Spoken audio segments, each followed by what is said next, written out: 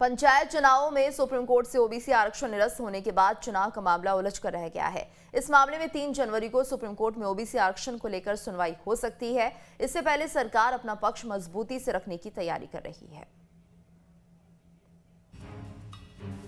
OBC आरक्षण को लेकर 3 जनवरी को सुप्रीम कोर्ट में होने वाली सुनवाई से पहले मध्य प्रदेश की शिवराज सरकार वो सभी आंकड़े जुटाने में लगी हुई है जिससे कोर्ट में वो मजबूती से अपना पक्ष रख सके।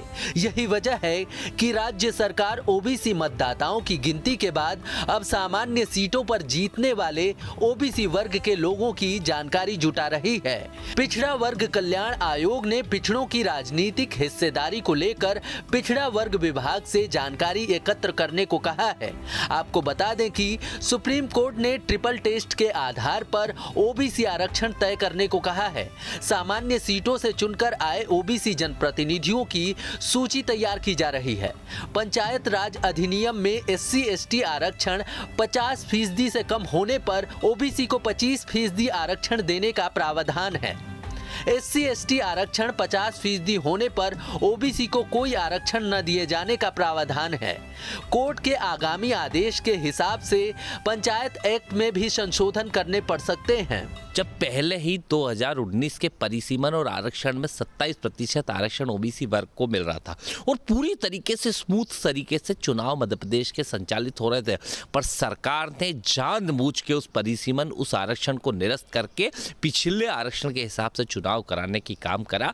सुप्रीम कोर्ट में ओबीसी आरक्षण का पक्ष ताकत के साथ रखने के लिए सरकार को अब इतने सालों बाद पिछड़ा वर्ग से जुड़े अध्ययन करवाने पड़ रहे हैं। अब इन रिपोर्टों पर ही पंचायत चुनावों में ओबीसी आरक्षण का दारोमदार टिका हुआ है। भारतीय जनता पार्टी का प्रण ओबीसी वर्ग को 27% आरक्षण।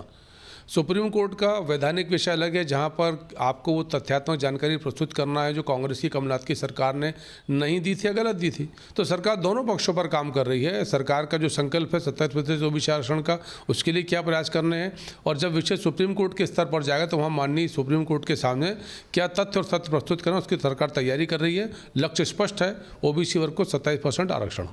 सुप्रीम कोर्ट के आदेश के बाद अब आरक्षण की राह आसान नहीं है, लेकिन सरकार चाहती है कि ओबीसी आरक्षण के साथ ही पंचायत चुनाव हो। यही वजह है कि सरकार पिछड़ा वर्ग को लेकर आंकड़े जुटाने में लगी हुई है। सुप्रीम कोर्ट के द्वारा पंचायत चुनावों में ओबीसी आरक्षण निरस्त किए जाने के बाद मामला उलझ-सा गया है। पिछड़ा वर्ग विभाग लगातार आदेश जारी कर रहा है। पहले ओबीसी के मतदाताओं की जानकारी मंगाई गई और अब सामान्य सीटों से कितने ओबीसी जीत कर आए हैं इसकी जानकारी मंगाई जा रही है।